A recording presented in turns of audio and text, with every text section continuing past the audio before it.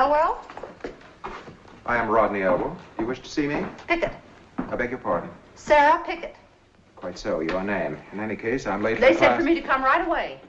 Who said? The agency. The agency? What agency? Well, of course, the detective agency, Sergeant Coonan. Yes, come in, come in. If I come in, does the door get closed? Naturally. Then I don't come in. Why not? You know why not. You're grown up. My dear Mrs. Pickett. Miss Pickett. And don't butter me up. I have conducted my affairs behind closed doors for 20 years. Not with me. You overestimate both of us. Have it your way.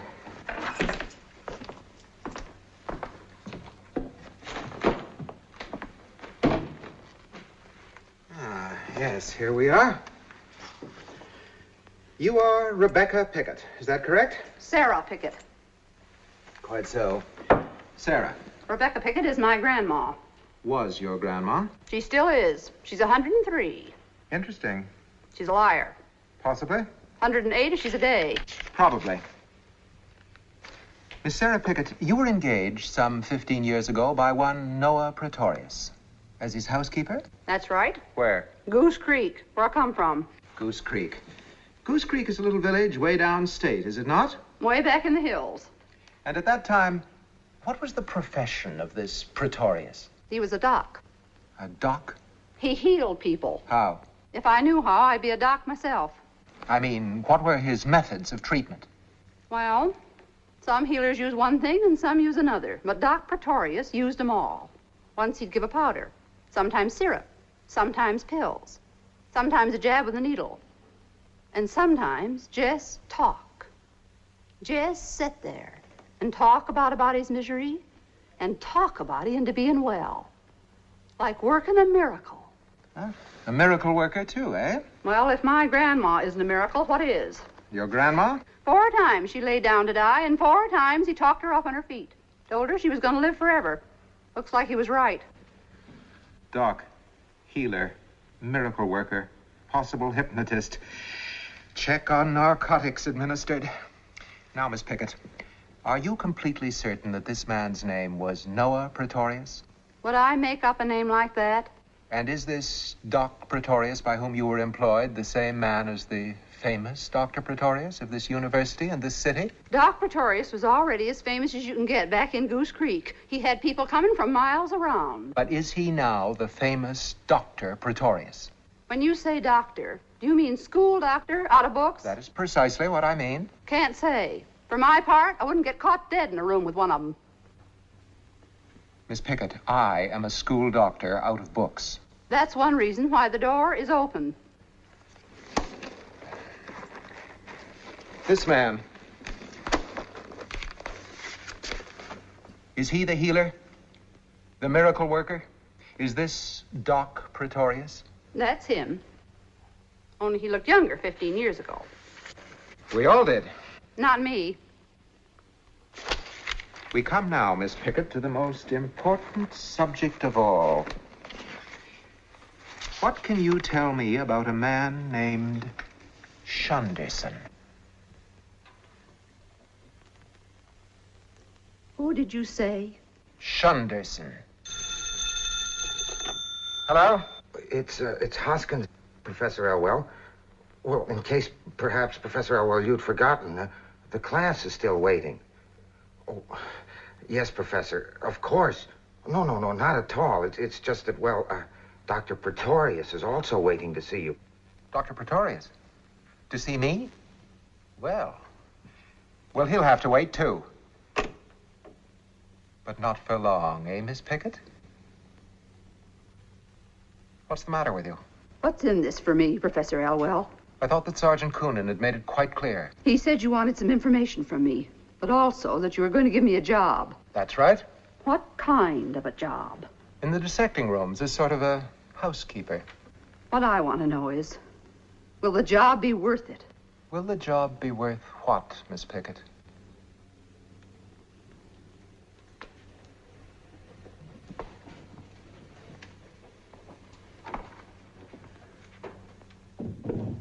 Shunderson. Tell me about him. I didn't know very much.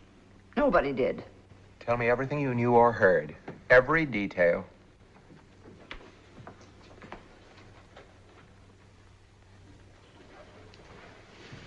You're a professor, and it's hard to make you understand anything that ain't in a book. Well, most of what goes on in the world ain't in a book. Spare me your philosophy. What about Shunderson? To begin with, we used to call him the Bat. Did it ever occur to you, Shunderson, that skeletons always laugh? Now, why? Why should a man die and then laugh for the rest of eternity?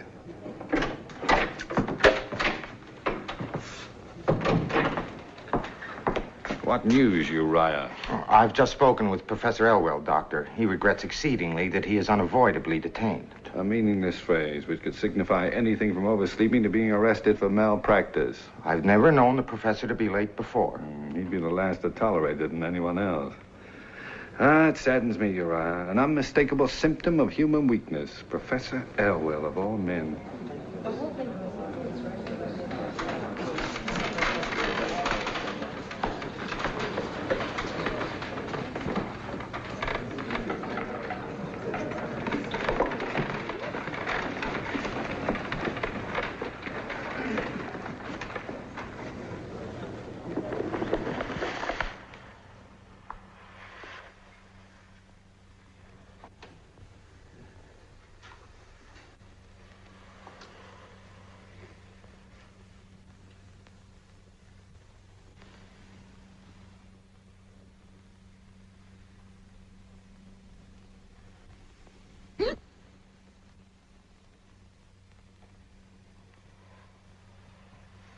Have you your notebooks ready?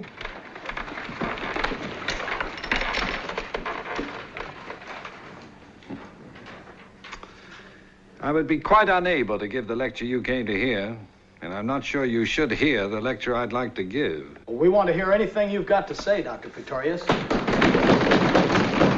That's very flattering, thank you. We thank you. The cadaver and I. A cadaver in a classroom. As students of medicine, it's important at the outset that you realize that a cadaver in a classroom is not a dead human being. I don't understand that, Doctor. Anatomy is more or less the study of the human body. The human body is not necessarily the human being. Here lies a cadaver. The fact that she was, not long ago, a living, warm, lovely young girl is of little consequence in this classroom. You will not be required to dissect and examine the love that was in her, or the hate, or the hope, despair, memories, and desires that motivated every moment of her existence. They ceased to exist when she ceased to exist. Instead, for weeks and months to come, you would dissect, examine, and identify her organs, bones, muscles, tissues, and so on, one by one. And these you will faithfully record in your notebooks. And when the notebooks are filled, you will know all about this cadaver that the medical profession requires you to know. Oh! Oh!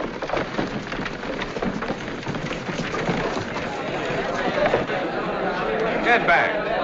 Get back! Don't touch her. Quiet down! Quiet down. A trouble cup's cuts would know better than to crowd like this. Back up. Have you any idea why you fainted? Have you ever fainted before? How do you feel? Silly. I think you better tell a doctor about this. There may be a reason. Can you get up now? Good. Perhaps you better go somewhere and relax. You go with her. And you know, if you insist upon studying anatomy, I suggest you do not sit on the aisle. Have a candy. Thank you.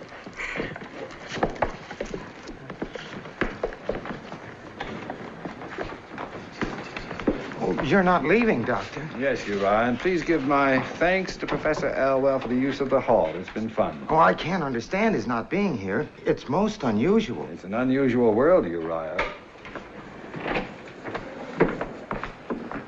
I understand I've kept you waiting. Please forgive me. It was most urgent business. My business, on the other hand, was the idlest of curiosity. You were going to let me know about a tumor you'd found. Ah, yes. A malignant dysgerminoma. Professor Elwell, you are the only man I know who can say malignant the way other people say bingo. A malignant dysgerminoma. Good day, Professor Elwell. Good day.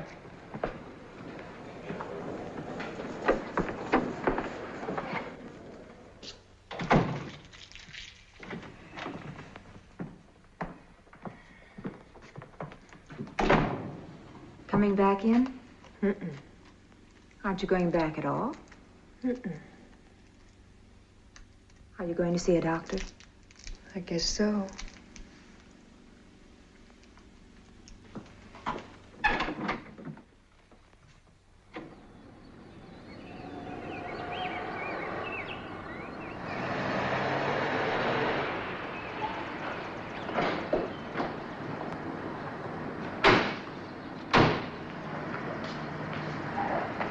Good morning, Dr. Praetorius. Good morning.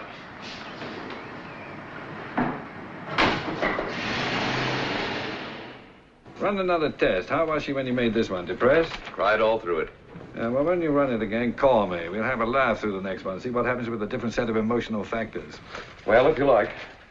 Dr. Praetorius, a problem's come up about Mrs. Bixby. Mrs. Bixby, I thought she was doing so well. She's nearly ready to go home, but she wants to take her gallbladder with her and a bottle of alcohol. I think that's quite touching.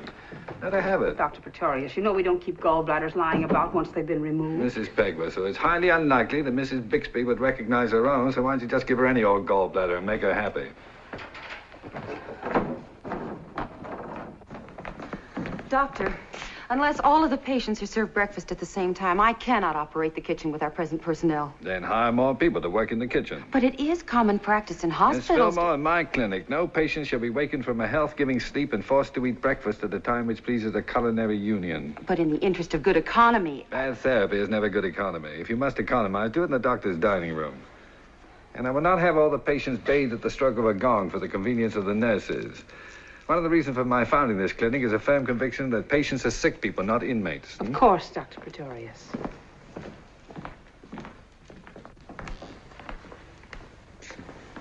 I'll bet I know what you're thinking. Here comes Dr. Happiness, the good humor man.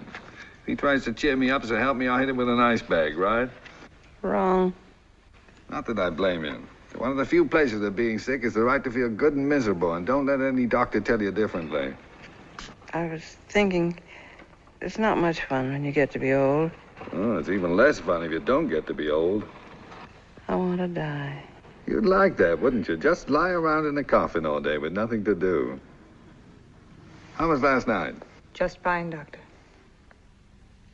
Well, if we have another good night tonight, maybe tomorrow morning we'll go back into surgery and take another look. Doctor, does it hurt when you die? Not a bit. Where'd you get that idea? They tell me there's so much pain. Oh. Did anyone who actually died ever tell you that? Of course not. Well, there you see. All this silly gossip about dying. You know, I nearly died once. When I was a kid. The doctors gave me up for lost. The nerve of some doctors giving people up for lost as though they'd found them in the first place.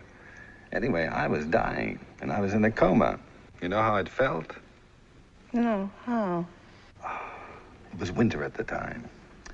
And I felt as if I was flying very slowly in a sled high up in the sky. And the world below was covered in snow and ice and bitter cold.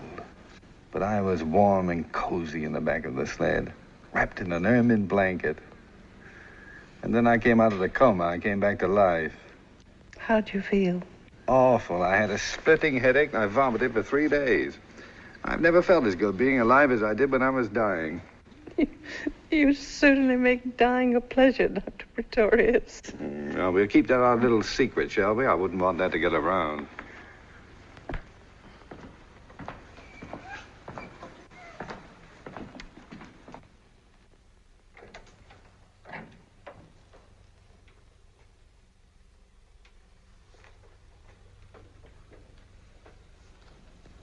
Doctor, are you feeling all right? Just my usual twilight sadness. Did it ever strike you that days die pretty much the way people do? Fighting for every last minute of light before they give up to the dark. You think about the strangest things, Doctor. It's my unbalanced diet. Who's waiting? Just one patient left, Mrs. Higgins. She was in earlier today. You had Dr. Beecham run a test and told her to come back. Here's the laboratory report. Thank you. Well, the day will die on a happy note at any rate. Have Mrs. Higgins come in. Mrs. Higgins?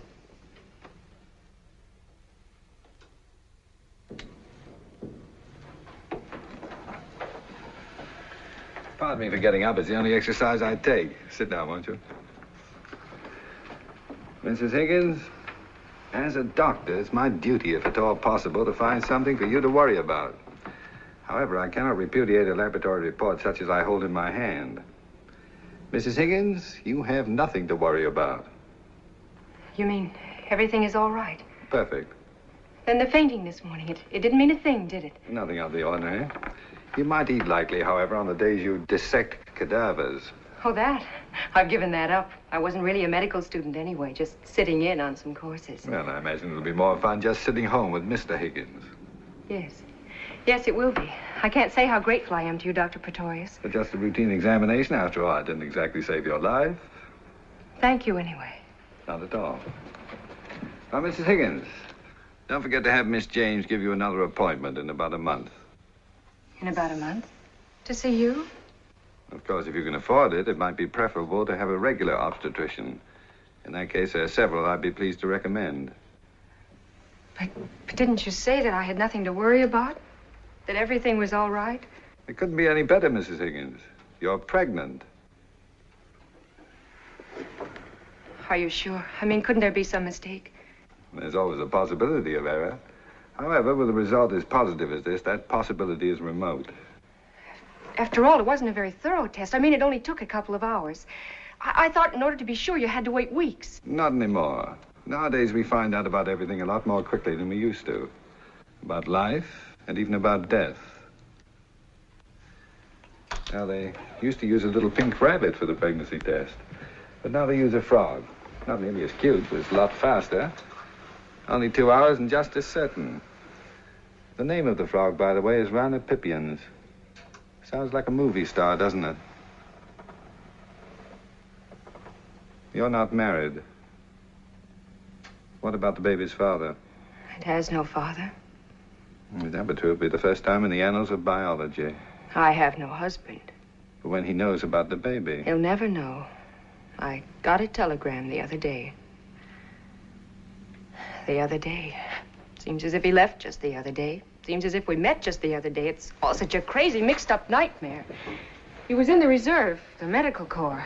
That's why I took the courses when he came back and we were married. I wanted to know something about his work.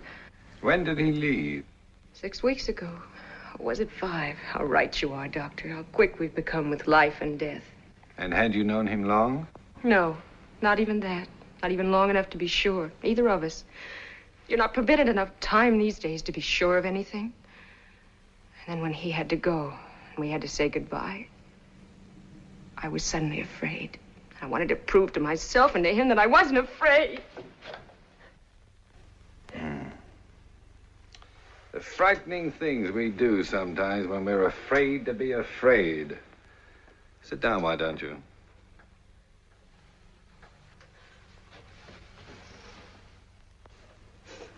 What are you afraid of now? I'm not. Then stop behaving as if fear was something to be ashamed of. Stop being such a pompous know-it-all. You don't even know what I'm crying about. Do you? Yes.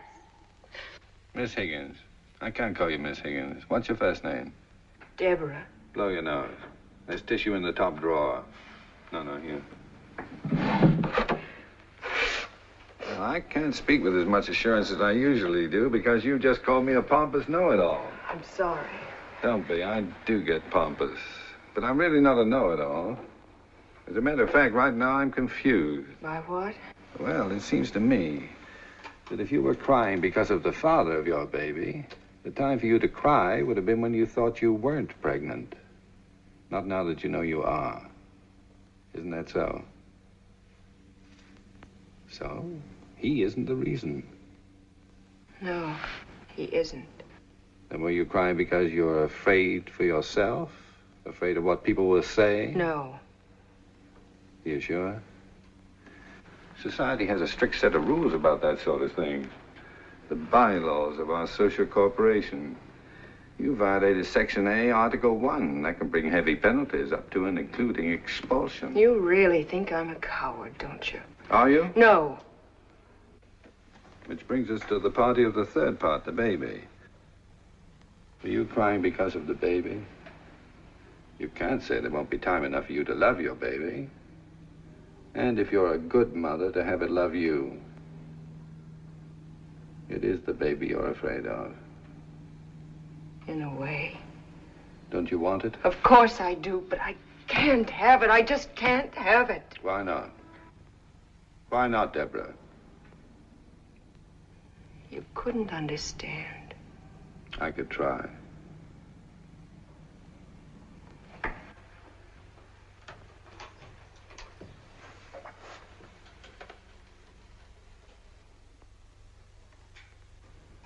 Because of my father.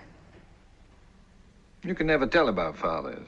They can be suddenly understanding at the most unexpected times. He's the most understanding and most gentle man in the world. Well, then? I'm all he's got. If he knew about this, it would kill him. Oh. Well, if you're all he's got, then the baby will give him just that much more. He couldn't live if he knew. Deborah, no man could be as gentle and understanding as you say and still so deeply prejudiced. It's got nothing to do with prejudice. Then what has it to do with?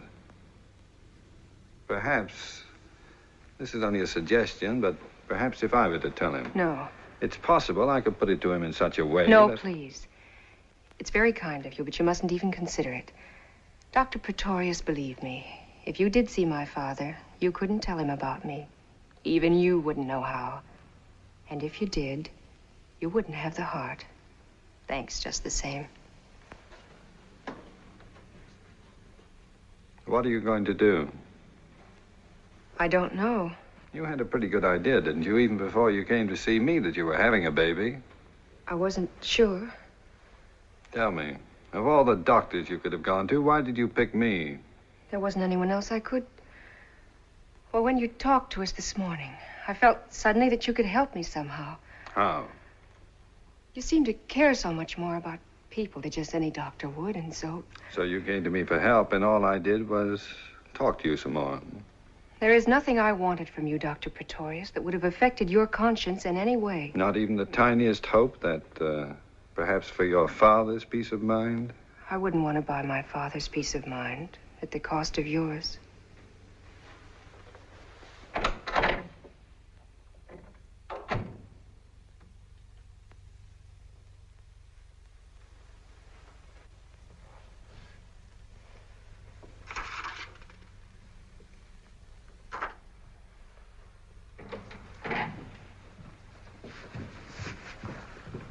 Did Miss Higgins make another appointment? Miss Higgins? Sorry, I meant Mrs. Higgins, of course. No, Doctor. She left without saying a word. Sometimes, Shunderson, it seems to me that half the women who come in here want babies they can't have, and that the other half... She's old enough to know what she's doing, and to take what's coming to her. I never want to hear you say anything as idiotic and heartless as that again. But, Doctor, For one thing, you're a nurse, and for another, you're a woman. I'm ashamed of both of you.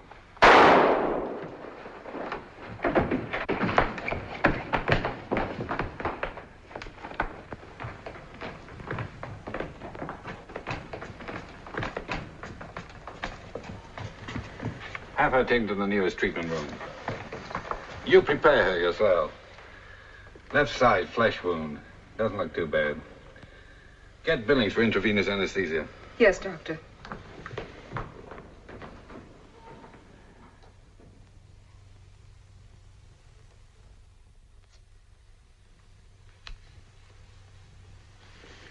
Thank you, Billings. Yes, Doctor. Shall I have her taken to the ward, Doctor? Yes, and get some blankets, please.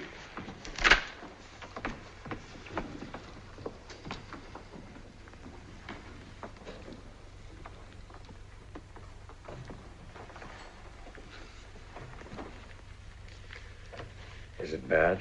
It's a good thing most people haven't the foggiest notion where the heart is actually located. She didn't even come close. Why'd she try to kill herself? I imagine, Shunderson, that when people need help the most, it must sometimes seem as if they're all alone in the world. Isn't that true? Then she'll try it again. She's still all alone. And if there's still nobody to help her, she'll try it again.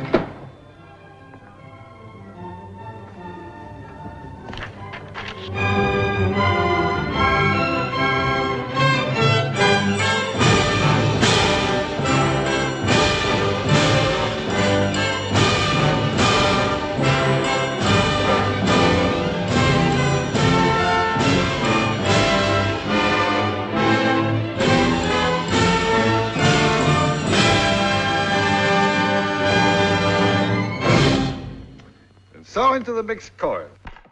How are they coming along? Just fine, Dr. Praetorius. They're ready to start with you any time now. Good. The sooner the better. Set the first full rehearsal for next week. Well, tonight, for the first time, your attack was not pre-medical. The horns did not sound as if they'd been sterilized. The second fiddle still pull a little. You're still inclined to regard the strings as catgut for sewing rather than for playing. And as for the gentleman on the third bull fiddle, Professor Barker, is there any reason why you, Professor Barker, who live so intimately with millions of neutrons and know them all by name, cannot maintain a simple beat on a bull fiddle? Are you referring to me?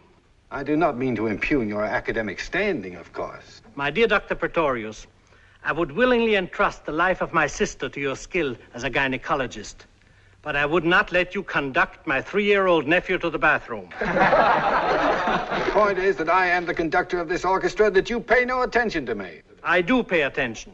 Very well. We shall see. Start at letter B, please, Professor Barker. Just your part alone. It's going to sound a little silly.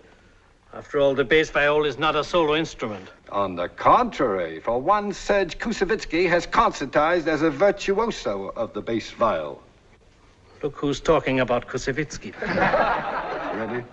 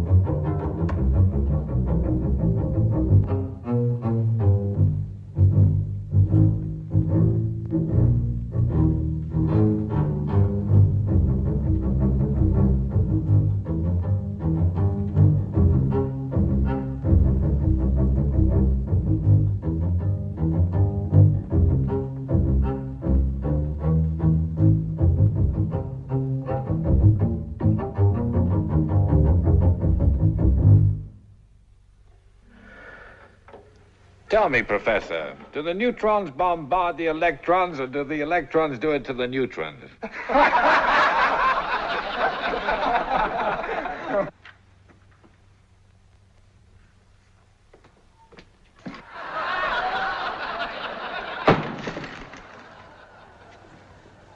Same time next week. Thank you and good night, all. Oh, man. I'm glad with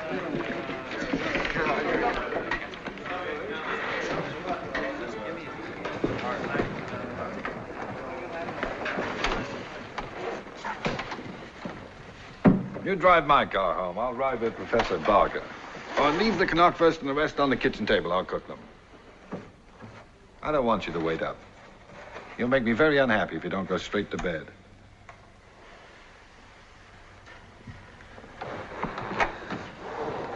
He gets up before I do and won't go to bed till I'm asleep.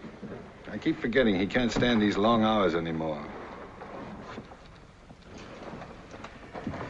Noah, there's something I want to talk to you about. Here and now? Well, it's fresh on my mind. Just for a minute. Sit down.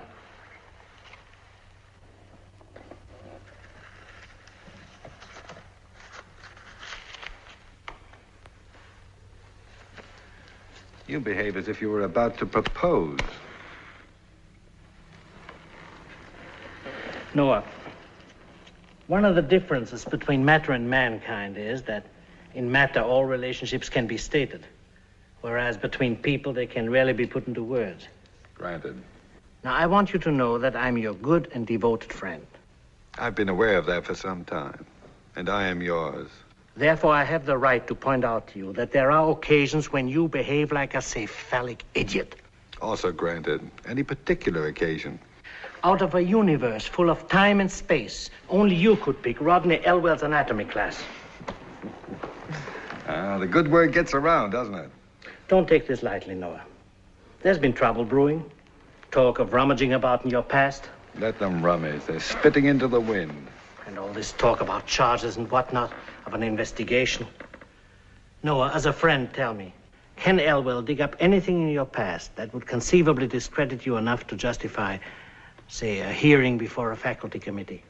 How much discredit is enough? I've known you intimately for 10 years, and I can't even guess at what you were up to the day before I met you. Suppose I told you all. Could it affect our friendship? Of course not. I'm glad to hear that. You know, it's not much to have a friend who knows all about you. But one who's a friend even though he's not quite sure, that's worth having. And will you tell me just this? About the bat. The bat? I thought you knew that's what they call him. Shunderson. Who calls him that? Why, the students, the faculty, even the staff at your own clinic. No, I didn't know. There's not a proper name for him. Noah, who is he? A man named Shunderson. Where does he come from? Why is he with you day and night, everywhere you go? I have no right to tell even you anything about Mr. Shunderson. Can Elwell uncover something about his past, or yours, or both, that he can use to make trouble? That depends. Drop me by the clinic first, will you? I want to look in on a patient.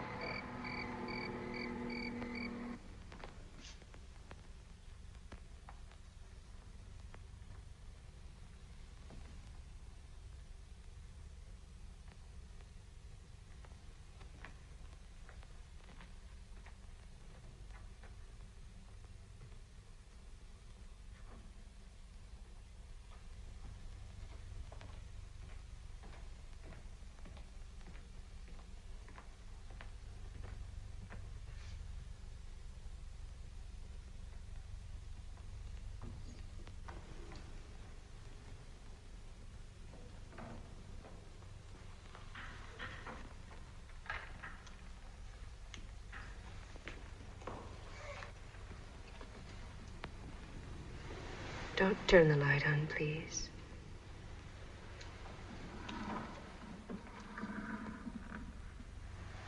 You've been crying again. That doesn't necessarily follow. Well, that's a pretty good guess when a woman wants the light kept off. Either that or her face isn't on. I don't mind being seen without makeup. I don't mind seeing you without makeup. You know all about women, don't you? Not nearly enough. I don't mean just as a doctor. Not even as a doctor.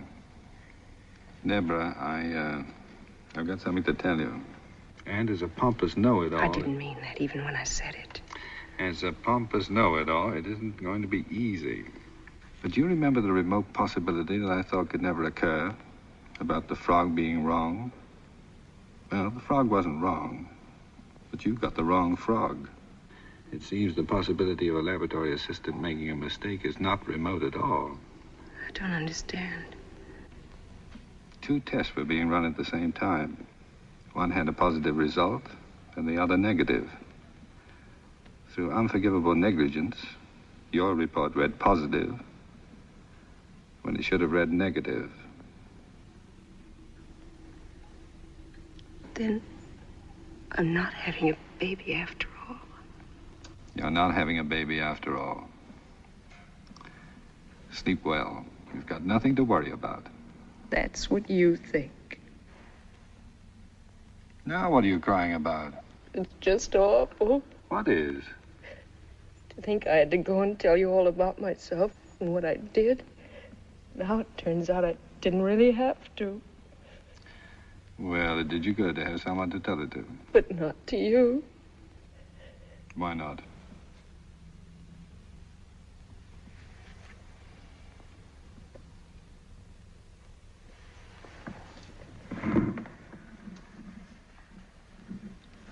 I'll see you in the morning, Deborah. Dr. Praetorius, Hmm? are all your patients women? Almost. Guess they all fall in love with you. Not all of them. Just most. Not even most. Good night.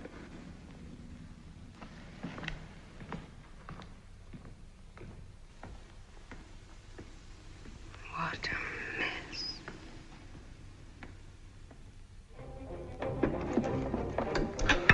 Why do you have to stop by the clinic? Anything interesting?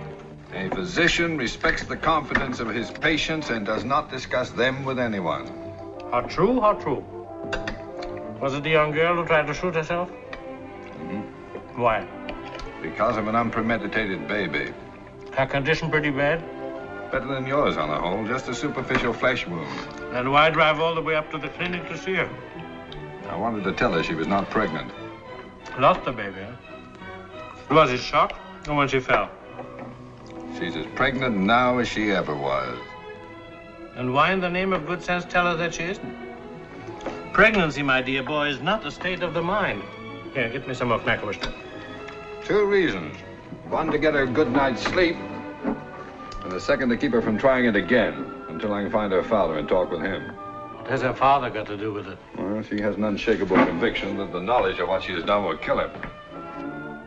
You intend to talk him into clicking his heels with joy over the situation? I intend to convince him either to be compassionate about it or to convince her that her father will survive her disgrace and that her chief responsibility is to the baby.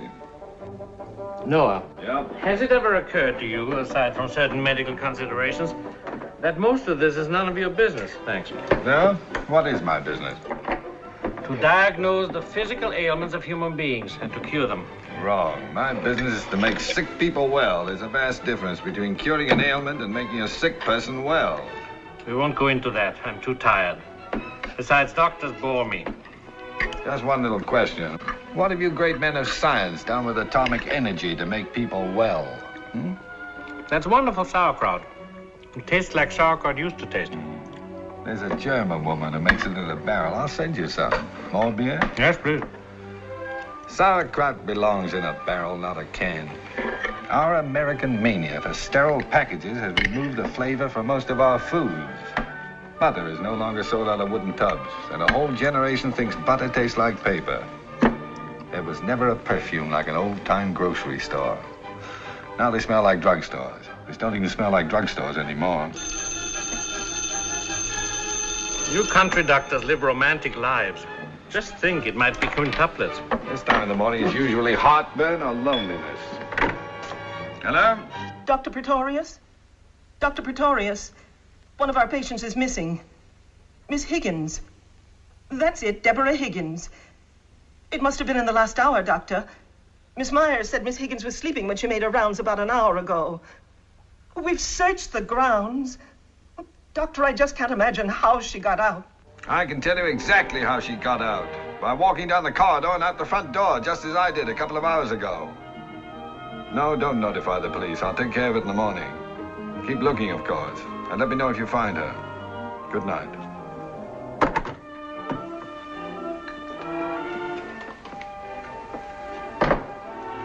Who flew the coop? The young lady we were discussing? Yeah. Why would she run away? I don't know. But I've got to find her. I should think so. It seems you've got some important information about her that she hasn't got.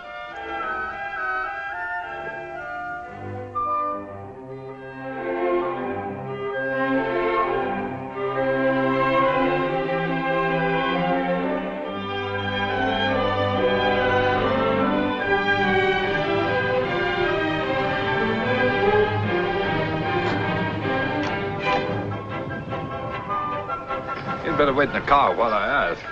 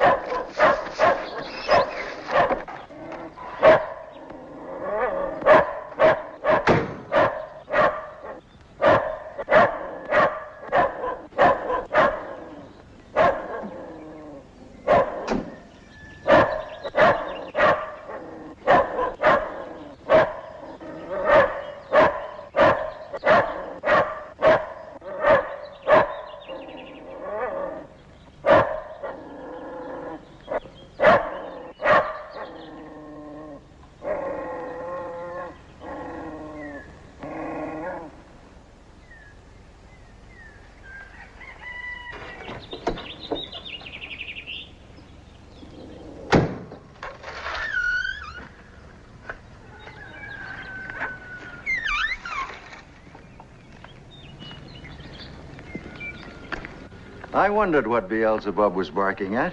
Beelzebub. Beasts like that are usually called pals. I call him Beelzebub because he's an evil dog. Well, I am delighted to meet someone courageous enough not to love all dogs. My name is Praetorius. Dr. Praetorius, this is a pleasure. I'm Arthur Higgins. I'm delighted Beelzebub didn't frighten you away, but I am surprised he gave up so easily. Mr. Shunderson has a way with dogs. Mr. Shunderson? How do you do? Won't you come sit down? Thank you. You're far from a stranger to me, Dr. Praetorius. I've heard so much about you from my daughter, Deborah. Have you? How fortunate you were such good friends when she had that ridiculous little accident.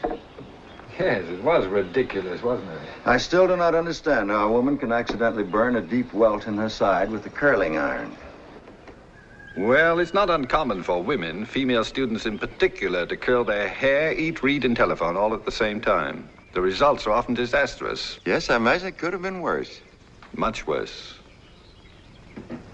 I happen to be devoted to porch sitting. If you'd rather go inside. Oh, this is very pleasant. And I see that you're properly protected against too much fresh air. Don't you believe in the benefits of fresh air? I do not. Nor do I believe that eating fish develops the brain, or that oysters will increase virility. Well, you must tell that to Deborah. She's forever driving me out of the house. You're an unusual man of science, Dr. Praetorius. You're an unusual farmer, Mr. Higgins. But I'm not a farmer. This isn't my farm. It belongs to my brother. I see. Then you're just visiting here. You might say I'm staying here. We need help. Beelzebub crawled in under the ice house and he won't come out. Beelzebub belongs under the ice house. Deborah, we have guests. Yes, I see. Hello, Doctor. Hello, Mr. Shunderson. I was wondering about that nasty little burn you got from the curling iron. It's fine. It's been almost a week, and since we happen to be driving out this way... Happen to be out this way, hours from your clinic in the university? Dr. Praetorius has far-flung interests. Then I'm sure both he and Mr. Shunderson will be interested in joining us for Sunday dinner. No, really, we couldn't impose upon you. Dr. Praetorius must have more important matters. Nonsense. We can't let them drive miles to get here and send them away unfed. We'd love to have you. We'll be happy to stay.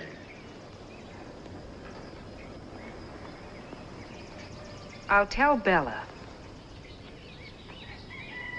Have you been here long? Your father and I have just been getting acquainted. Dr. Praetorius has a way of knowing people very well, very quickly. He's entitled to as much time as he wants. After all, you've told me so much about him. Father, I'm not at all sure that it's good for you to be out of doors. There is nothing healthier than fresh air. You said something about telling Bella? I haven't the slightest intention of leaving here. Bella! It seems also that Deborah has told me a great deal about you, Mr. Higgins. There wasn't much to know, was there? The number of accomplishments in my life, Doctor, is one. Deborah. Quite an accomplishment. If you don't mind, I'd rather not be discussed this intimately on the front porch. On the front porch, you're in a test tube. It is obvious that you're going to be discussed. So why do you insist upon remaining where you're not wanted? Well, why should you want to discuss me? There's nothing to discuss, is there? Deborah, Dr. Praetorius has not driven this great distance to see Beelzebub or to inquire whether you're being more careful with your curling iron. It's quite apparent that he's come to talk with me. Now, go and tell Bella there will be 2 extra for dinner. Somebody yelled for me? Yes, Bella. These 2 gentlemen are staying for dinner. Mr. John know about it? There's plenty of food. Mr. John better know about it. I'll tell him. He's doing his books now, and he don't like to be disturbed. I'll tell him when he's finished, Bella. Well, I'll put 2 plates on anyway. You left the peas half done. I'll be right in. I would like to help. Oh, Mr. Shunderson. Really, it isn't necessary. Don't let him. It's a good idea. He'll be of great help.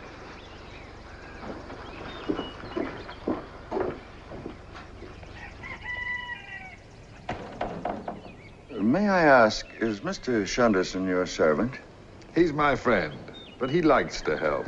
I see. Dr. Praetorius, I referred a moment ago to Deborah as the only accomplishment of my life. I'm sure you were being modest. Oh, she's more than my only accomplishment. Quite simply, she's my only contact with and reason for what is sometimes described as life. If you'll permit a rather lurid analogy, Deborah is my heartbeat. Mr. Higgins, please don't feel that you have to tell me anything. No, I want to tell you about myself for just a moment. I can't say what makes me want to. Perhaps it was Bella's rudeness. Perhaps because I think of you already as a friend. Have you got a match? No.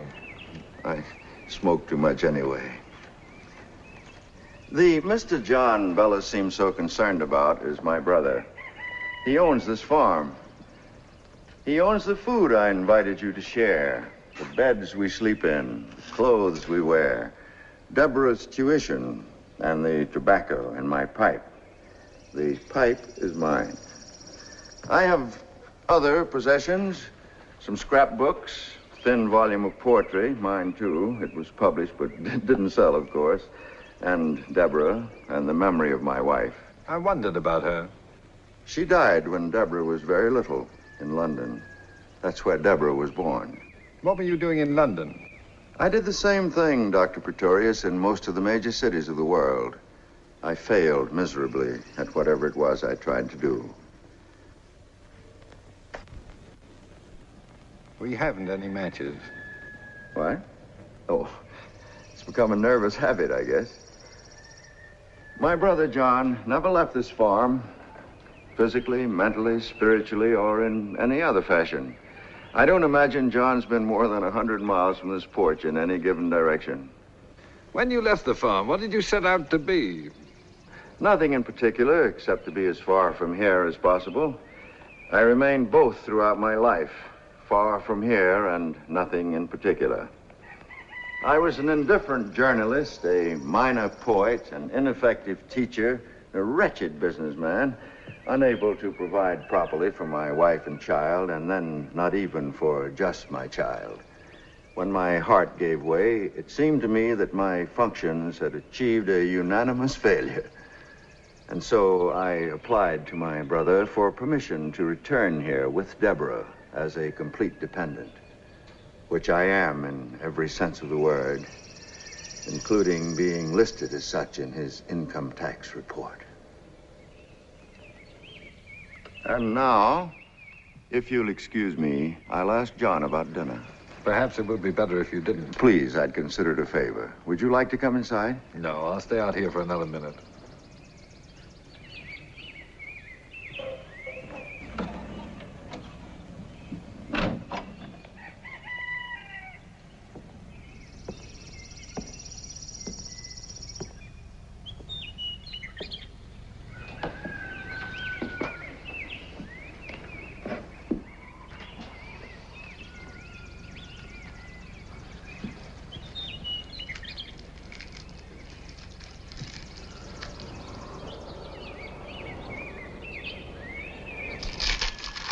I thought you were helping in the kitchen. The woman didn't want me. I can't say I approve of the company you keep. The dog is frightened and unhappy. He has that in common with most of humanity. It's not going to be easy. What you came here for. Let's go for a walk.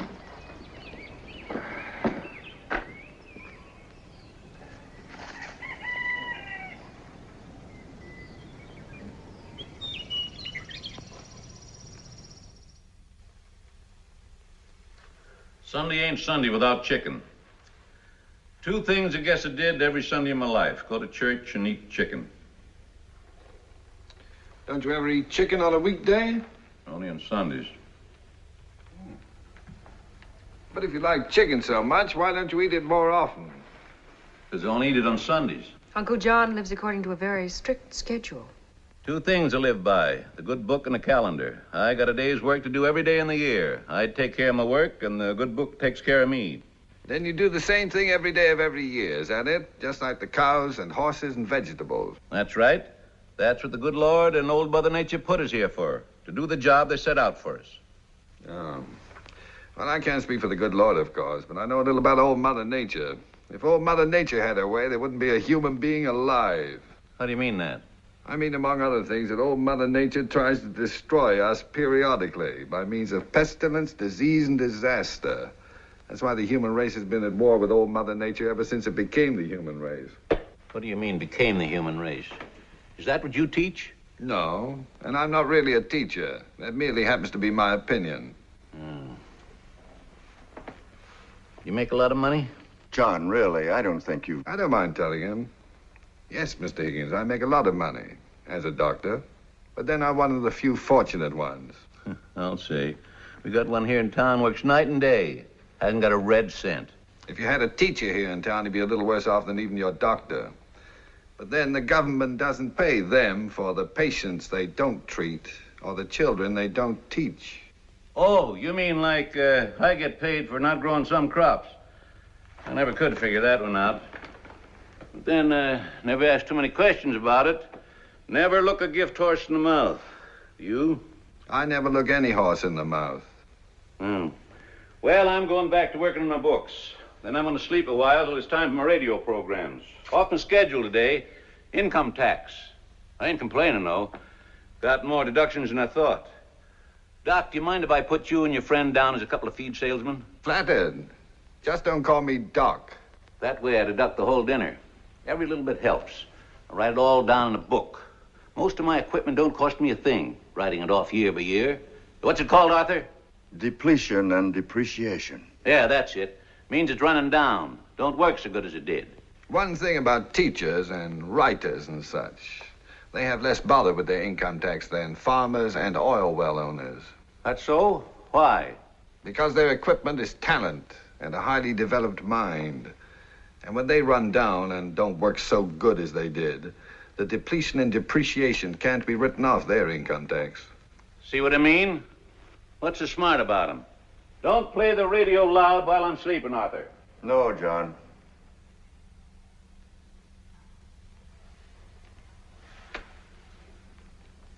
Deborah, why don't you show Dr. Praetorius the farm? I'm sure he'd be interested. Just a lot of depletion and depreciation, that's all. That's it, before it's all written off. I'll get a sweater and meet you outside.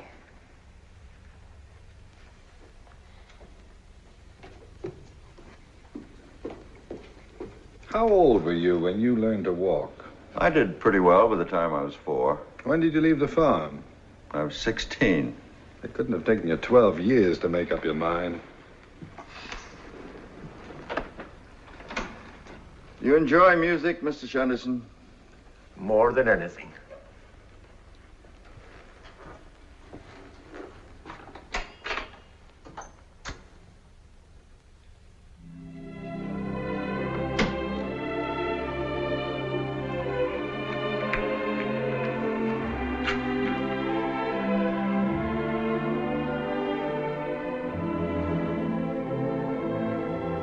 Mr. Shunderson, Dr. Praetorius has come here to ask Deborah to marry him, hasn't he? I wouldn't be surprised.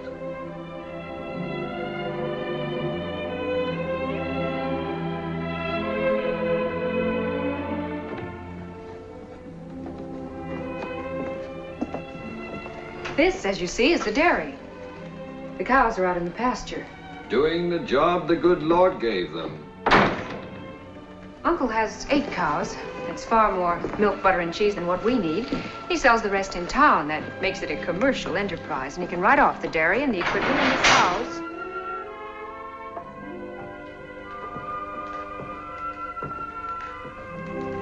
I think I like the dairy best of all. It's certainly spotless, isn't it? The Board of Health is very strict about that. Where'd you hide Bella when they come around? Under the ice house? Down here. This room is for the separator and things. I'd stay out of there if I were you. You might get caught in a room with a dead end.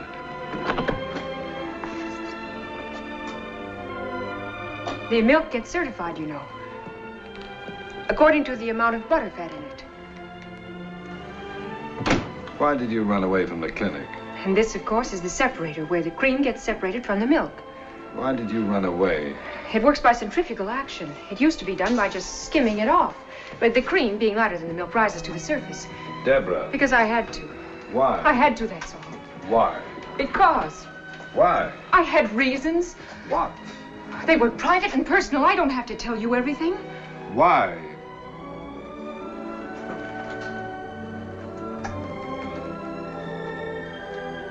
I'm in love with you. What makes you think so? I can't give you symptoms. It's love, not measles. Am I being pompous again? Well, there are some things you can't be scientific about. Even so, why should that make you want to run away in the middle of the night in your bathrobe and slippers? I didn't want to see you the next morning. I wanted to see you. Not if I knew about you what you knew about me, you wouldn't want to. Possibly, I don't know. A person just doesn't fall in love that fast. Or that often. I just couldn't lie there anymore and think about it. I couldn't stand it. Don't you see, if I do love you, then how could I have been in love with him? And if I didn't love him, then why? And anyway, even if I did, why did I have to go and tell you about it? You crying again? No, but I want to run away again. No, no more running away. No, you were right about your father. I couldn't have told him. He'd have understood, but I couldn't have told him. Certainly you couldn't have.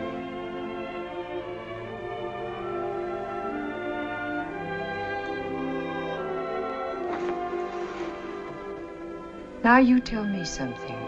Why did you come here? What do you mean? It couldn't have been to talk to my father. Well, as a matter of fact, Because if it was, what about? There wasn't anything to tell him, really, was there? Well, no, not really. It was A just superficial flesh wound like mine. You weren't worried about my condition, were you? Of course not. Going to all the trouble of finding me, searching the registrar's records and whatnot. Why did you come all the way out here? I don't know, really. I think you do know. What's your first name? I can't go on calling you Dr. Pretorius. Noah. Why did you come after me, Noah? You know, what you said before about cream being lighter than milk, that wasn't quite accurate. Noah's a cute name. My real name is Ludwig.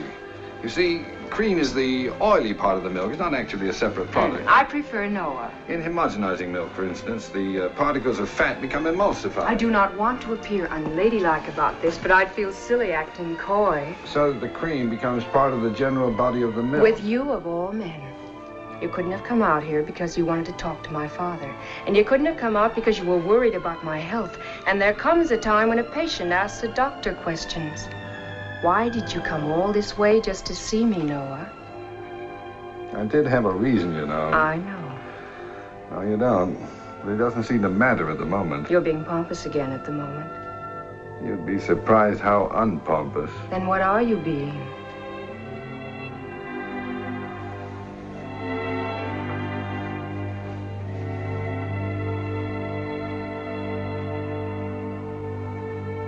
Well, things do have a way of happening, don't they? Old Mother Nature. Old Mother Nature knows best.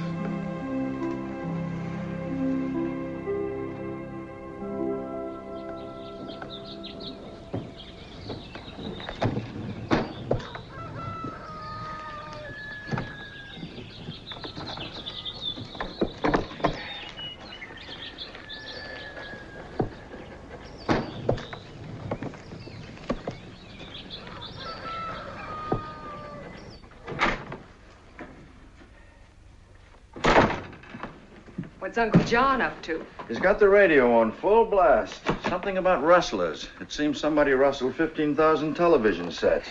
Here, use this. Dropping my things out of the window. You'd think I was escaping from a girls' reformatory. There is no reason why we can't just walk out the front door. It's more fun this way. When are you going to break the news to the gentleman farmer? John, during his favorite quiz program, I intend to let him have it as a personal jackpot. He'll be mad. I hope so. I am scared.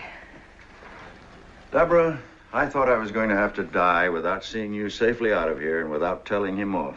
Remember your promise to come and live with us. Of course he will.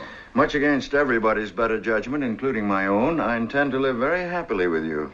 I'm still scared. There's nothing that John can do to either of us. Oh, she's not scared of John. She's scared of me. Pompous know-it-all. It just so happens that what I'm afraid of is that you don't really want to marry me and that I won't make you a good enough wife. In the first place, I'm not in the habit of marrying women I don't really want to marry. His first name isn't Noah, you know. It's Ludwig. And in the second place, the woman has yet to be born who doesn't in her heart believe she'll make her husband a much better wife than he has any possible right to expect. I just don't want to get married tonight. I don't want a long engagement, but can't I even have one day? We'll be married in New York. That takes 3 days. All right? It's just so I can feel more feminine about it. I must say you're the only man I ever heard of who acts exactly like some poor girl that has to get married. I imagine that as a man, I've come as close to it as any other man who ever lived.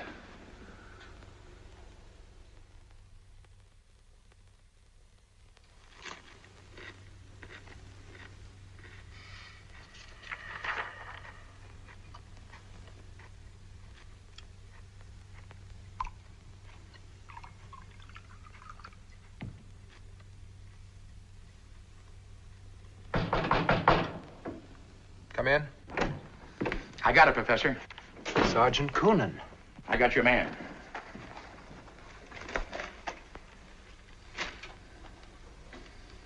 Excellent. Is that the same Shunderson? Very probably. Could you identify him from this? Almost positively. You got to do better than very and almost.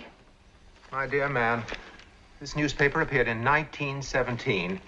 The photograph is 34 years old at least. The identification may not be entirely positive, but it satisfies me. We got to be sure. Get me a new picture of this character. There are none that I know of. Mr. Shunderson has always manifested a violent aversion to being photographed, even to snapshots by students. Want me to handle it? Please. Okay. Comes tomorrow, we slap a tail on this monkey. Mr. Coonan, I have spoken to you about this before. I must be able to understand you. Oh. What I mean is, starting tomorrow, we have him followed. Unhappily, it'll have to wait until Monday.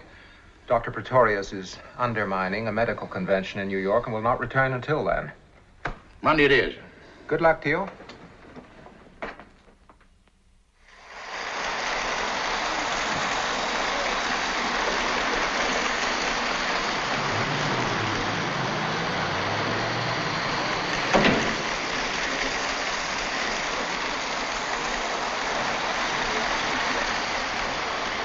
May I be of service to you, madam? Yes, you may. I want to buy an electric train outfit. Very fancy and very elaborate. It's for a birthday. Oh, I'm sure we can find something nice. May I ask how old is the boy? 41. He'll be 42 tomorrow.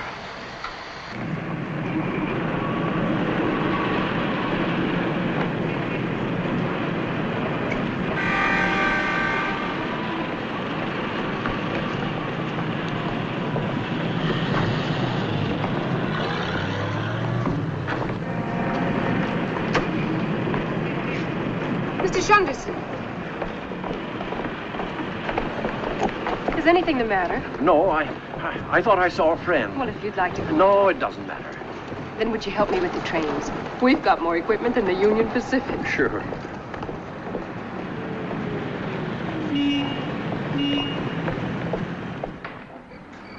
Good night, Dr. Victoria. Good night. Good night, Doctor. Good night.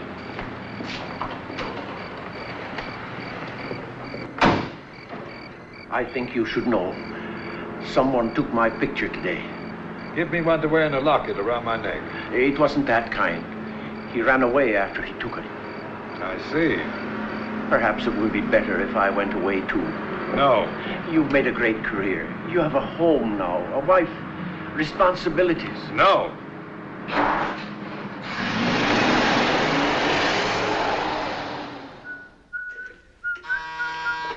Want me to answer, Mrs. Praetorius? Oh, don't bother, Anna. Mr. Shunderson's somewhere out front. He'll get it.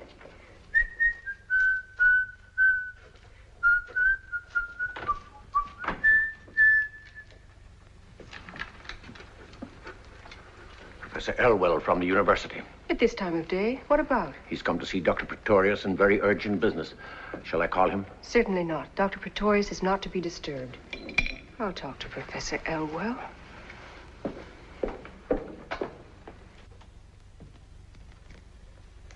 Good evening, Professor Elwell. Mrs. Praetorius? This is indeed an honor.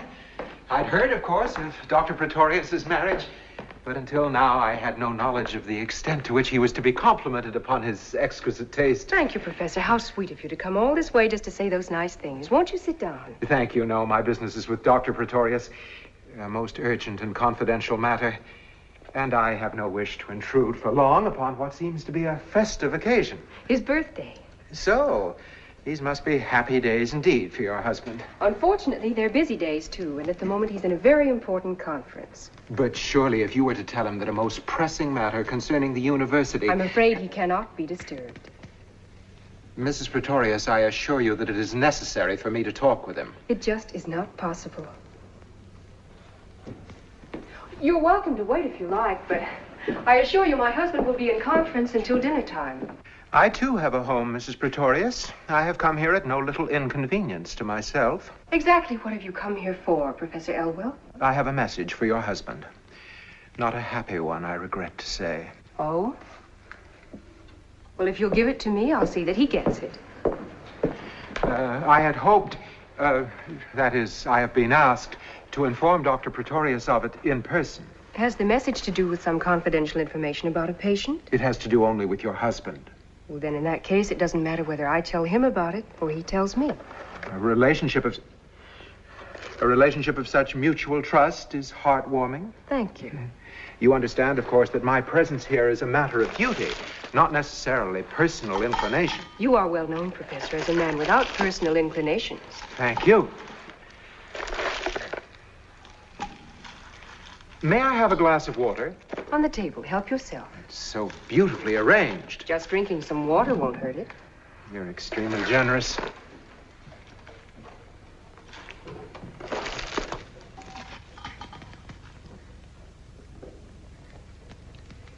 Mrs. Praetorius, there have been for some time now persistent, but obviously unreliable, rumors about your husband.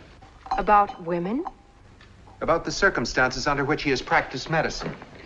About his methods. And certain events, both past and present. Oh, that. And in view of certain disclosures, unfounded, of course, which have come to light recently concerning both Dr. Praetorius and his most intimate associate. My husband is intimate, only with me. The dean of our university has asked me to present to Dr. Praetorius a list of the charges that have been brought against him. Who brought these charges? Dean Brockwell invites your husband to disprove these charges. In confidence, of course. Should your husband be unwilling to accept this offer of a private hearing, then the dean will have no recourse other than to summon Dr. Praetorius before a faculty committee for an open discussion of the charges in question. They must be pretty serious. What are they? I'm not privileged to reveal them. But you know what they are. Unhappily, I do. This must be a great strain on you, Professor. The performance of one's duty in a profession founded upon such high standards of honor, dignity, of learning and ethics. One thing you can be sure of, my husband isn't going to sneak into the dean's office to clear his name in private. You'll drag those nasty, vicious rumors of yours right out into the open and get rid of them in the open, where you've been spreading them. Mrs. Praetorius, you're not being objective. We are discussing my husband, not a kidney. You are also leaping at conclusions. All rumors need not necessarily be vicious and nasty. It depends upon the viewpoint. I am pretty well committed to one particular viewpoint, Professor. Quite so. Well, I must be going.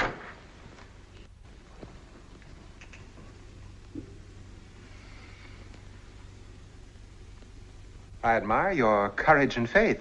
Most women would be perhaps apprehensive. Most women are not married to my husband. True. Whatever he did for good and sufficient reason, even if it turns out he murdered somebody.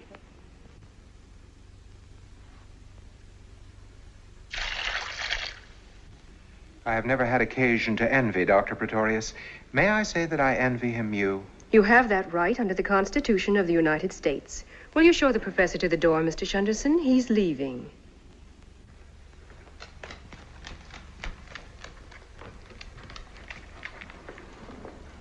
Thank you for your hospitality. Drop in any time.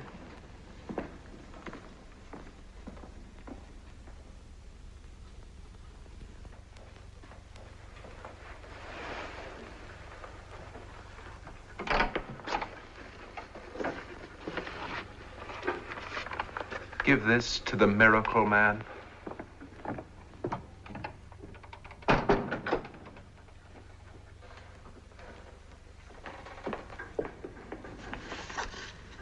I'll take it to him.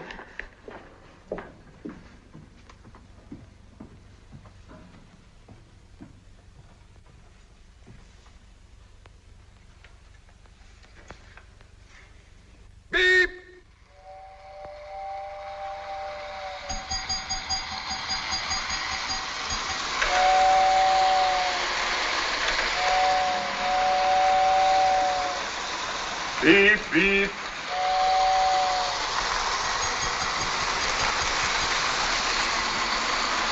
Beep, beep, beep.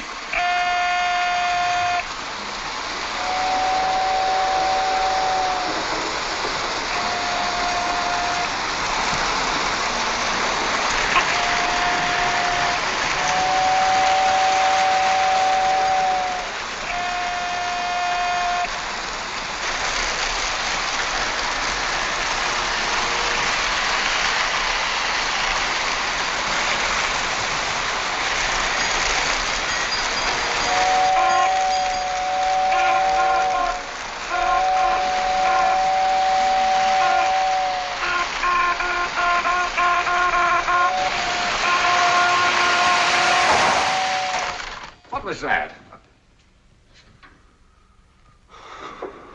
Darling. Professor Lionel Barker. What happened? What happened? Did your train leave on beep, beep, or beep, beep, beep? Beep, beep, beep. Your signal was beep, beep. Arthur's signal was beep, beep. Mine was beep, beep, beep. We'll soon find out about that. It was beep, beep, beep, and... What a bloody mess.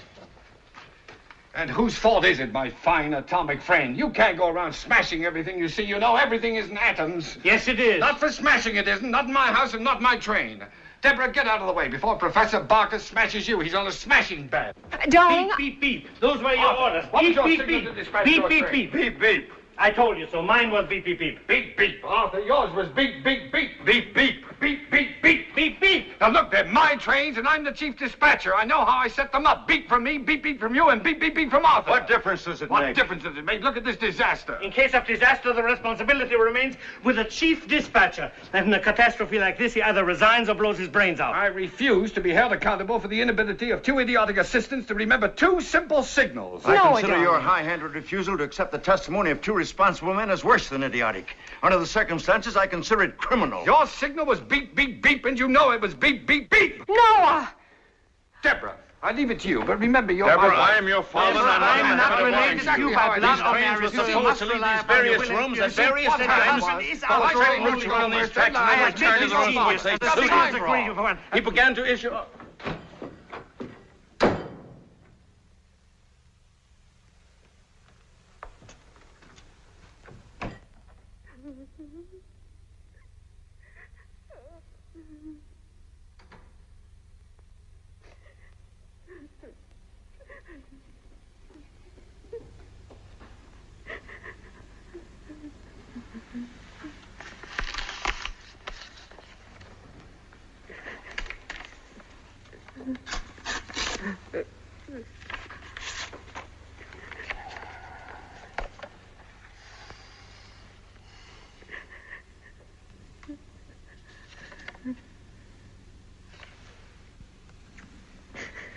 Is this what you're crying about? Then what? It's just that I love you so much. And I went and put all those candles on that cake when you're really only 9 years old. According to this document, I am not the picture of childish innocence you imagine me to be. Do you want to read it? No. Do you want me to tell you about it? Not if you think you shouldn't. Not if you think you shouldn't. Is a phrase used exclusively by women who assume a man's guilt without having the guts to come out and say so. Nothing could be less important to me than this whole business of rumors and charges against you. That's my girl. Just a minute. Oh, just from the type of men who attack you, anybody'd know you were innocent. Anybody but half an eye. You haven't done anything you shouldn't have you, Noah? Many times. But not as a doctor. Don't let it worry you. I won't. Noah, does it seem to you that I cry a lot? Truthfully, darling, there's never been anything like it since the little Dutch boy took his finger out of the dike. He never took it out. That's what killed him. Pompous know-it-all. I never used to cry at all, you know. Oh, if I bump my head, something like that. But now the least little thing that happens, I start to bawl. Why do you suppose it is? Why do you suppose it is? Well, I get upset so easily these days, and I used to be, well, if anything, sort of calm, even placid about things. What did you say the name of that frog was? What frog? The one that gets pregnant in 2 hours. The frog doesn't get pregnant, darling. It just shows certain indications. Well, I'm beginning to show certain indications. Anyway, I think I am. I feel so silly talking to you about it. No, I understand. It's the kind of thing you'd rather discuss with a doctor. I don't pretend to be an expert about such things, but I've always thought I was a fairly normal adult young lady who knew roughly what every fairly normal adult young lady should know. Right now, I feel like a kind of idiot Elsie Dinsmore. What seems to be your problem, Mrs. Praetorius? I'm confused. I can't figure anything out. I'm all mixed up. Heaven knows, after all I've been through these past few weeks, I've got a right to be, but not this mixed up, not this confused. Married exactly 2 weeks and 3 days. Noah, darling, forgive me for being little Nell from the country about this, but is it possible that I could be having a baby already? Little Nell, Elsie Dinsmore, or Catherine the Great. It is entirely possible. Well, if it's possible, then you should be the first to know. It is also probable. Do you mind? Comes the dawn, I'll stand on that windowsill and crow. Comes the dawn next December, you'll be walking the floor with it. Next September. December, dear. September. Now you're getting mixed up. This is April. December. September. My dear Dr. Praetorius, unless they've changed the rules about how long it takes, or unless there's a new way to count, I make it December. Oh, there's nothing wrong with the way you're counting. You're just not starting back far enough. Well, how can I possibly start any farther back than... No. Oh, no.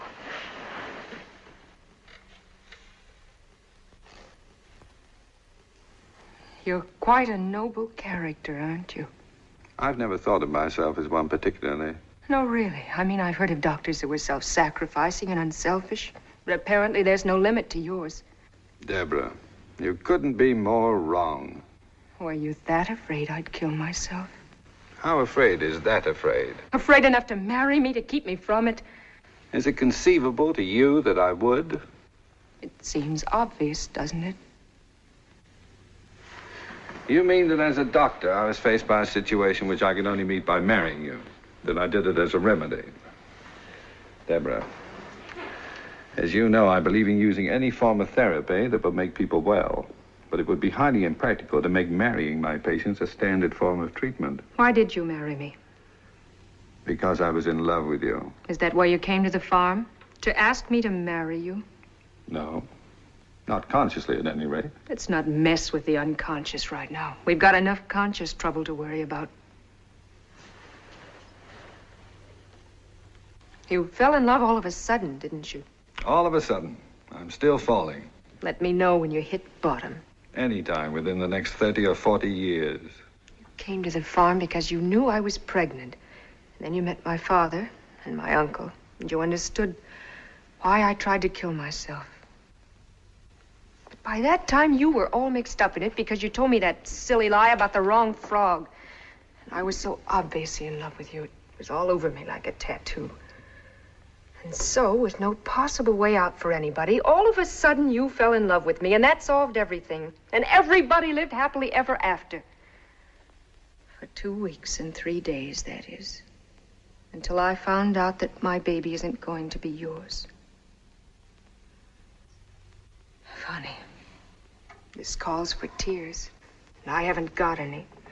I take it all back about my being normal and adult and lady.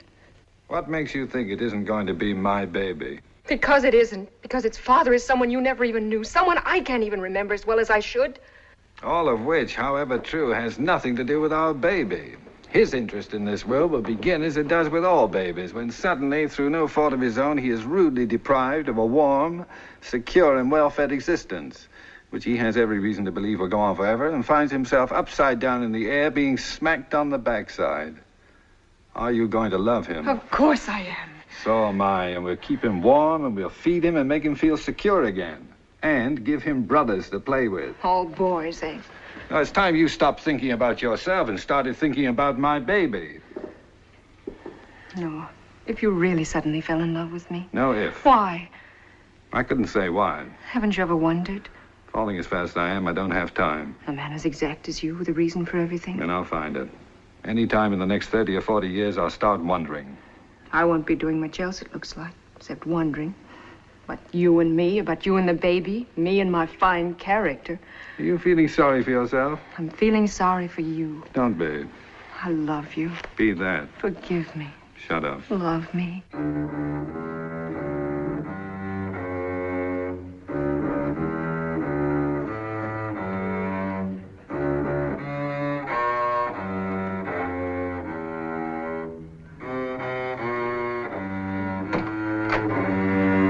Dinner is served. I have forbidden you to bring that disgusting echo chamber into my house. As your friend, it is my duty. Am I not the master in my own house? To provide for your wife some contact with a world of sensitivity of which you have no knowledge. Here, here. A happy birthday to you. Happy birthday to you. Happy birthday, dear Noah. Happy birthday to you.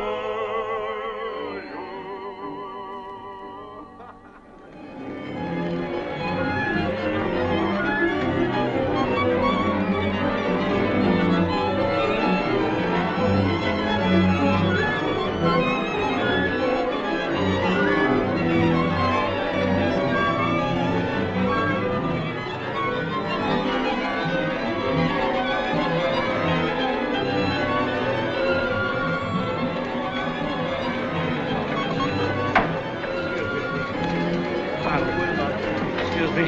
Sorry. Pardon me. Lionel, Oh, I'm late. the hearing must have started. Why aren't you there? No, not yet, but in a second. Now, you mustn't be nervous. There's nothing to be worried about.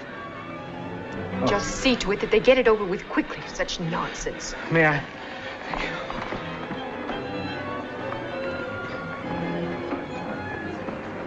How dare they hold their silly investigation the same night as the concert? It's unforgivable. It may be worse. From what I hear, Professor Elwell and his gang insisted upon it. They consider it unlikely that Noah will conduct if the hearing goes against him. The reasons for it could then hardly be kept confidential. The hearing will not go against him. And besides, Noah would conduct on his way to be hanged.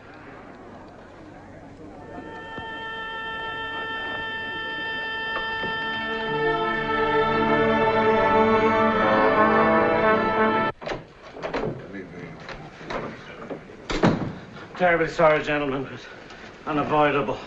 My apologies. Well, now that we're all here, shall we begin? It is my intention, gentlemen, to conduct this hearing informally. Dr. Praetorius, wouldn't you like to sit closer? Thank you. I prefer to remain as remote as possible. I suggested it merely to avoid having our discussion take on the appearance of a trial. I appreciate your thoughtfulness, but I consider this trial to be a trial. I have no intention of regarding an investigation of my methods and myself as a cozy little chat among friends. Hear, hear. Huh? Professor Barker, I will have to insist that no one speak without being recognized by the chair. I am by nature a man who interrupts. However, I shall try. Thank you.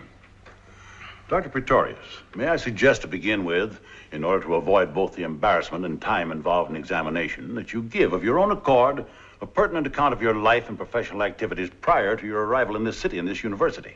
I prefer to be questioned. Why? Because I do not intend to tell things about myself of my own accord, which are nobody's business but my own. They are the concern of the entire medical profession. Be recognized. You too, Professor Barker. Your objection is understandable, Dr. Praetorius. Professor Elwell, you may begin your questioning. My colleagues have appointed me to speak in their name. I hope I may prove worthy of what is not only an honor, but a grave responsibility.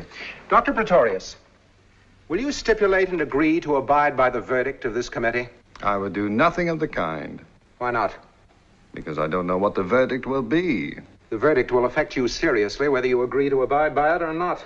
Then why ask idiotic questions to which you already know the answers? One horse on you, Elwell. Will you admit that in 1936, you were a highly successful quack and miracle healer in a remote little village in the southern part of this state? I will admit nothing of the kind. Where did you live in 1936? In Goose Creek. Would you describe Goose Creek as a thriving metropolis? It is a remote little village in the southern part of this state. Exactly. And what was your source of income in Goose Creek in 1936? My practice. You practiced openly? I was available to anyone at any time. I mean to say, did you set up practice as a doctor of medicine? When I came to Goose Creek, I had my degree as a doctor of medicine. I did not, however, display my MD upon my door. Upon your shop door? I beg your pardon, his shop door. Isn't it true, Dr. Praetorius, that in that remote little village called Goose Creek, you opened a butcher shop? An honorable trade, if ever there was one. In itself, unimpeachable. But what did you sell in your butcher shop? Meat, at cost. At cost? Without profit? Then how did you make your living? I made sick people well. Uh-huh. Mm-hmm. Why should that startle you? I still do. Do you deny that at that time your patients were under the impression that you were a butcher and not a doctor? Do you prefer the impression given to their patients by so many of our colleagues that they are doctors and not butchers? Bravo, bravo. Dr. Praetorius, won't you admit that your practice flourished in Goose Creek because you took advantage of the ignorance of its backward inhabitants, of the pathetic willingness of those poor people to rely upon a belief in miraculous cure rather than scientific knowledge, and because of the readiness with which so many people will prefer the glamorous quack to the licensed practitioner? Despite your definition of a quack as someone who does not practice medicine according to your rules, Professor Elwell, the fact remains that a quack is an unqualified person who pretends to be a doctor. I was a licensed practitioner and therefore not a quack. And as to the willingness of those so-called ignorant and backward people to rely upon the curative powers of faith and possibly miracles too, I consider faith properly injected into a patient as effective in maintaining life as adrenaline, and a belief in miracles has been the difference between living and dying as often as any surgeon's scalpel. That is not the issue under discussion. It is precisely the issue. Whether the practice of medicine should become more and more intimately involved with the human beings it treats, or whether it's to go on in this present way of becoming more and more a thing of pills, serums, and knives, until eventually we shall undoubtedly evolve an electronic doctor. The issue at hand is quite simply that you amassed a fortune by treating sick people who believed that you were a miracle-working butcher. I could not have amassed that fortune unless I had made an enormous number of sick people well. All this folderol, as I see it, has got nothing to do with the ethics and honor of our profession. It has everything to do with envy of one man's genius for healing the sick, of his use of remedies you can't prescribe by in bottles or apply with a knife. Call Praetorius a psychiatrist, high priest, voodoo, medicine man, witch doctor, anything you like. But don't investigate him, gentlemen. Learn from him. Professor Barker, it was understood you would not interrupt. I'm sorry. You can strike my remarks from the record. I'm sure you all agree with me anyway, so why don't we call this whole silly thing off and start the concert?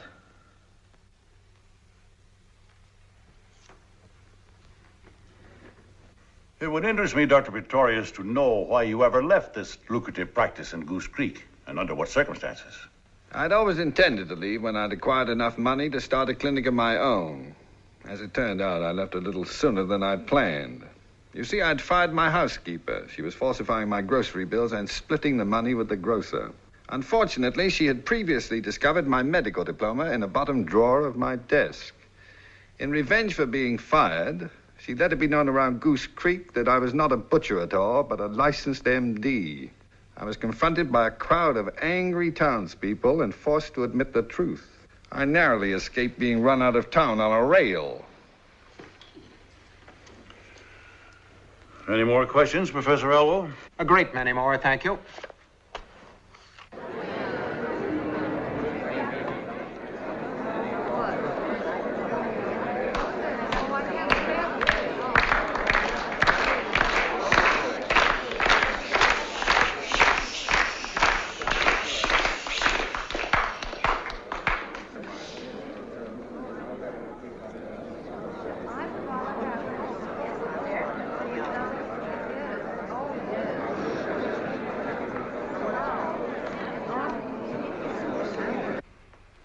Professor Barker, May I point out that these monkey shines are seriously delaying the concert of our student orchestra? Our concern here is the future good and welfare of our students as doctors of medicine, not as troubadours. Were you recognized? Professor Barker, we're all concerned about the delay of the concert. The fact that this hearing conflicts with it is a most unfortunate coincidence. You don't believe that any more than I do. Continue, Professor Elwell.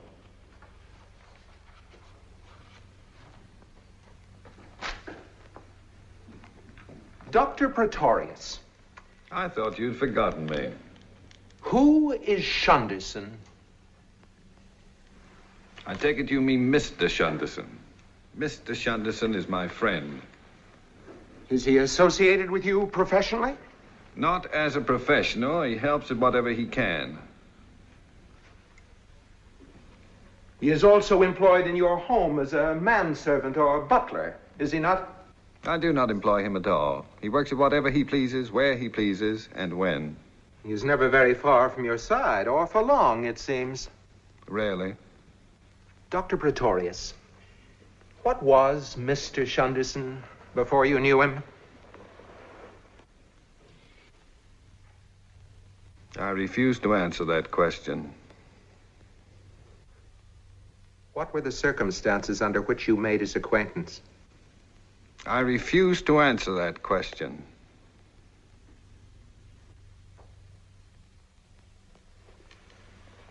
You have always evidenced a remarkable tolerance for this strange and mysterious man. His qualifications have been questioned. His blundering and slow-wittedness have caused complaint, and yet you have protected him at all times to the fullest extent of your authority. His qualifications concern no one but me, since his responsibility is to no one but me. As to his so-called blundering and so-called slow-wittedness, perhaps I overlooked them because I know the reason for them. And is the reason of so delicate a nature that you cannot divulge it even here? I have no right to divulge it anywhere. May I suggest to you then, Dr. Praetorius, that your refusal to divulge it is not out of loyalty to Mr. Shunderson, but is due to some unsavory and dishonorable coercion upon you, because the reason, which has been so delicately characterized here, has to do simply with Mr. Shunderson having been a convicted murderer.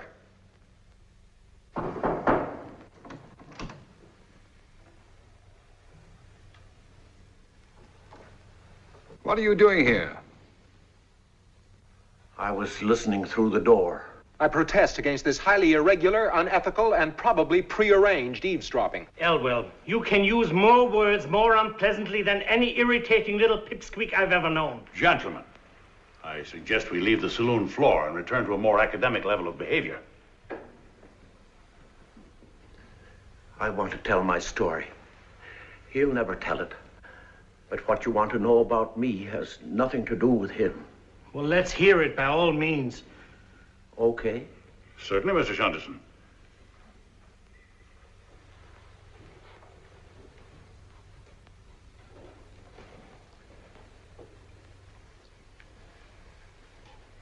Okay.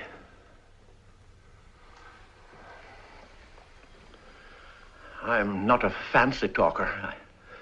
I don't know a lot of words. That alone is a welcome relief. Well, now, Don't start with well now. Where should I begin? Tell them when you were condemned to death for murder. The first time? Of course. Well, the first time was in Canada in 1917. It was Christmas. It wasn't a very Merry Christmas. Don't editorialize, just tell the facts. I had a sweetheart and a friend. We were very close, the three of us. We went everywhere together. Well, this one time we went mountain climbing. My sweetheart couldn't climb very high, so she stayed behind at a hotel while my friend and I went on. We didn't get very far before we started to argue. I don't remember what about. We always argued, as friends do. But this time he hit me with a rock. So I hit him with one. Not too much detail. Anyway, we had a bloody fight, and he ran away. So I went back to my sweetheart. She was waiting in the lobby of the hotel. She didn't even say hello. She took one look at the blood on my clothes and saw that I was alone and started to scream, "Murderer, murderer." That was how I found out that my sweetheart and my friend were sweethearts.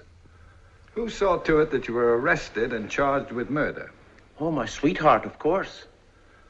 Her testimony and the blood on my clothes were enough. I was found guilty of murdering my friend, and I was condemned to death.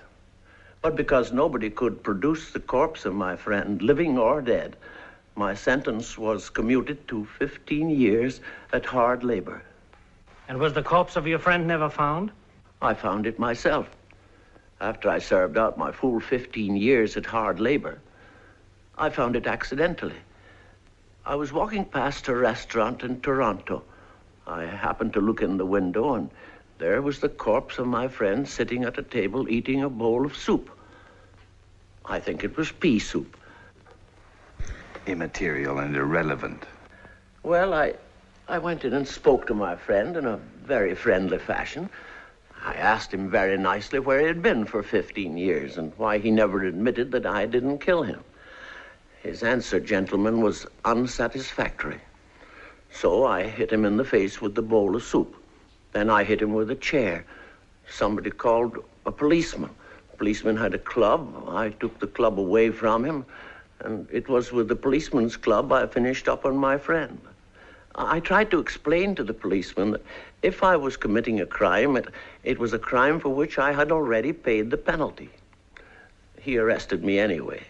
You were released, of course. No, I was tried for his murder again and sentenced to death again. But how could you be tried twice for the murder of the same man? The prosecutor insisted that this was not the same murder. The first time, no dead body was produced as evidence. Well, the prosecutor was very fair about it. He was willing to admit that my first conviction was probably a miscarriage of justice, but even though the first jury made a mistake, he said I didn't have the right to commit a murder just to correct that mistake. He demanded the death penalty, and I was condemned to death. But this time you were pardoned. No, this time they didn't even commute my sentence. You see, the fact that I killed my friend with a policeman's club made it a very serious crime. Then, will you tell us, Mr. Shunderson, how did you manage to escape? I didn't escape. Well, what happened to get you out of it? Nothing. I was executed. Executed? This is absurd. It was on the morning of the 29th of February, 1932. A leap year. It was a gray and rainy morning. The hangman put the noose around my neck. And then we had to wait because some official forgot his glasses. They held an umbrella over me so I wouldn't get wet. And then the official's glasses came. He read something. The minister prayed. I closed my eyes and thought of my mother. The floor went out from under me, and that was that.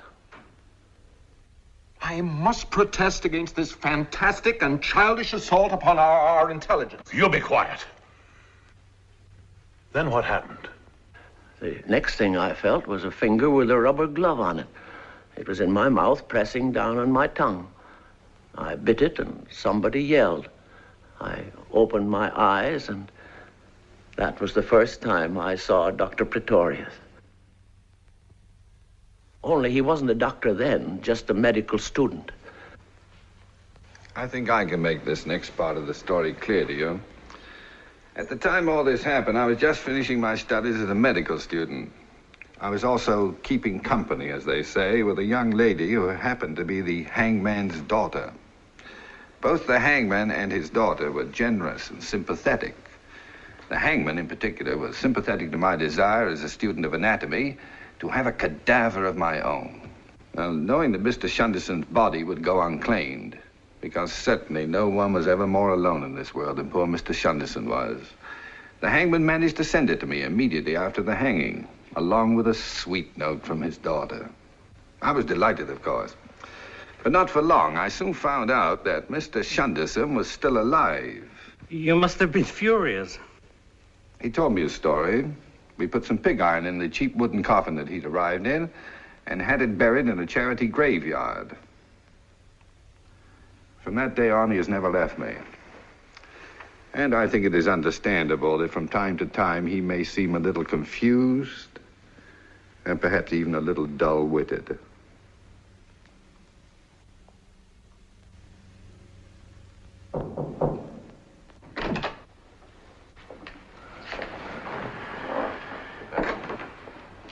I don't mean to intrude too much, gentlemen, but I'm sure that by now you must have made up your minds. Deborah, a wife simply does not come barging into a room when her husband is being investigated. After all, if he's innocent, he's late for the concert. And if he isn't, well, he'd better start conducting anyway, because he may have to earn his living at it. I am of the opinion the hearing is at an end. Do you agree, Professor Elwell?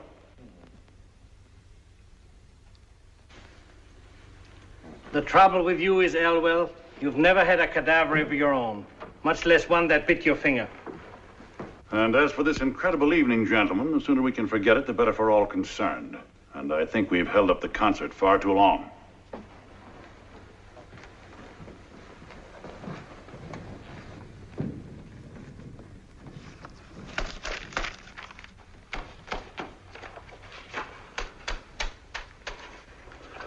Professor Elwell, you're a little man. It's not that you're short, you're little in the mind and in the heart. Tonight you tried to make a man little whose boots you couldn't touch if you stood on tiptoe on top of the highest mountain in the world. And as it turned out, you're even littler than you were before.